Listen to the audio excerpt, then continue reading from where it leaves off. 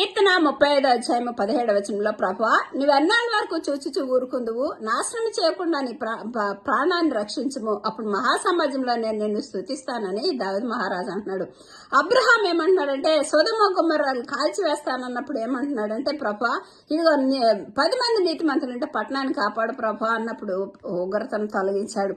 మోషే ఏమంటున్నాడంటే, అహరోను అన్ని దేవతలను ఆరాధించే దూడం చేసినప్పుడు, ప్రభువా యెహోవా నీ నామమును బట్టి ప్రభా ఇదిగో నా తండ్రి పట్టణం మీద ప్రజల్ని వాగ్దానాన్ని బట్టి క్షమించమన్నప్పుడు దేవుడు ఉగ్రతను తొలగించాడు. యోనా చేప కడుపులో నుంచి అంటున్నాడు, అయ్యా నినివే పట్టణ ప్రజలు అసత్య దేవతలు ఆరాధిస్తున్నారు, వాళ్ళకి క్షమించి యెహోవా వద్ద రక్షణ ఉందన్నప్పుడు వాళ్ళకి పాప క్షమాపణ ఇచ్చాడు. కాబట్టి మనం ఏం ప్రార్థన చేయాలంటే, యుద్ధాలు కరువు కాటకాలు అన్నప్పుడు యేసయ్యా నీ సిలువలో నీ నీతిని బట్టి నీ యొక్క క్షమాపణ బట్టి కరువులు కాటకాలు తొలగించి ప్రభా నీ రక్షణ దిగనే నీ కనికరం దిగనే అని మనం ప్రార్థన చేయాలి.